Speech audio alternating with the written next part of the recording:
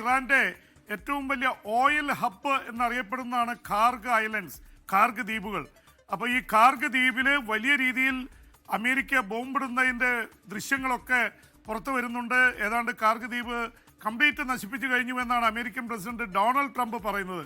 എന്തായാലും ഇറാൻ വല്ലാതെ രോഷാകുലരാണ്. ഇറാൻ പറഞ്ഞിരിക്കുന്നത് അമേരിക്കയുമായി ബന്ധമുള്ള എണ്ണ കേന്ദ്രങ്ങൾ എല്ലാം തങ്ങൾ ചാരമാക്കും, we will put into ashes എന്നാണ് ഇറാൻ പറയുന്നത്. അപ്പോൾ വീണ്ടും യുദ്ധം കനക്കുകയാണ്. SKN കാര്യങ്ങൾ കൈവിട്ടു പോകുന്ന അവസ്ഥയിലാണ്.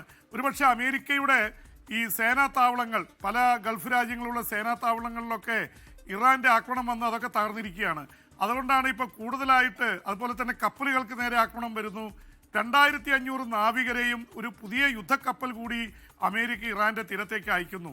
എന്ന് മാത്രമല്ല, ഇറാന്റെ ഒരു പക്ഷേ ആദ്യം ഇറാൻ ഒരുപാട് അടി കിട്ടിയെങ്കിലും ഇറാന്റെ തിരിച്ചടി ഫലം കാണുന്നു എന്നുള്ള തരത്തിലാണ് കാണുന്നത്. എന്തായാലും ഗൾഫ് രാജ്യങ്ങളൊക്കെ അസ്വസ്ഥരാണ്.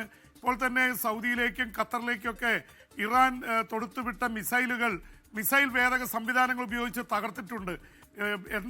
ഇപ്പോൾ US-ന്റെ താവളങ്ങൾ മാത്രമല്ല, എണ്ണ കേന്ദ്രങ്ങൾ വരെ, എണ്ണപ്പാടങ്ങൾ വരെ ലക്ഷ്യം വയ്ക്കുന്നു എന്ന തരത്തിൽ വന്നിട്ടുണ്ട്. ഒപ്പം തന്നെ ഇറാഖിൽ കയറി ആക്രമണം നടത്തിയിട്ടുണ്ട്.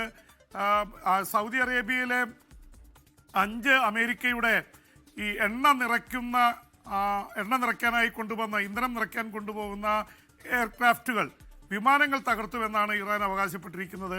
എന്തായാലും അമേരിക്ക മിണ്ടുന്നില്ല. അമേരിക്ക വല്ലാതെ അസ്വസ്ഥമാണ്. കാരണം അവരുടെ കണക്കൂട്ടലുകൾ തെറ്റിയിരിക്കുന്നു. SKN ഈ സദാം ഹുസൈനെ ഇവിടെ ഇറാഖിൽ പോയി 26 ദിവസം കൊണ്ട് അവരുടെ കമാൻഡ് സെൻറ്റർ തകർത്ത പോലെ ഇറാനിൽ സാധിക്കുന്നില്ല. അതിനെക്കുറിച്ച് ഇപ്പോൾ വലിയ ചർച്ചകൾ നടക്കുകയാണ്. അവിടുത്തെ മേജർ ജനറലായിരുന്ന IRGCയുടെ റവല്യൂഷണറി കമാൻഡിൻ്റെ തലവനായിരുന്ന മുഹമ്മദ് ജഫേരി, അദ്ദേഹം കൊണ്ടുവന്ന 31 പ്രവിശ്യകളിലും സ്വയം ഭരണ കേന്ദ്രമായിട്ടുള്ള സൈനിക യൂണിറ്റുകൾ സ്ഥാപിച്ച് ഇവരുടെ സെൻട്രൽ കമാൻഡ് തകർത്തെങ്കിലും അവിടെ 31 ഇടത്തു നിന്നും ആക്രമണം നടക്കുകയാണ്.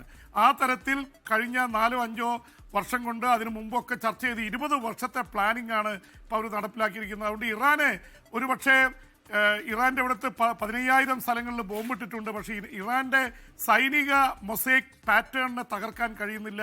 വിയറ്റ്നാമിൽ അമേരിക്കയ്ക്ക് സംഭവിച്ചതുപോലെയുള്ളൊരു അവസ്ഥയാണ്.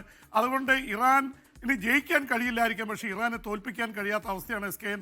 അതുകൊണ്ട് കാര്യങ്ങൾ കൂടുതൽ രൂക്ഷമായി പോയിക്കൊണ്ടിരിക്കുന്നു എന്ന് പറയാതെ വയ്യ. ആകെയുള്ള ആശ്വാസം ജനവാസ കേന്ദ്രങ്ങളിൽ ആക്രമണം നടക്കുന്നില്ല. അതുകൊണ്ട് മലയാളികളായിട്ടുള്ള ആൾക്കാർക്കൊന്നും പേടിക്കാനുള്ള അവസരമില്ല. പക്ഷെ ജാഗ്രത വേണം.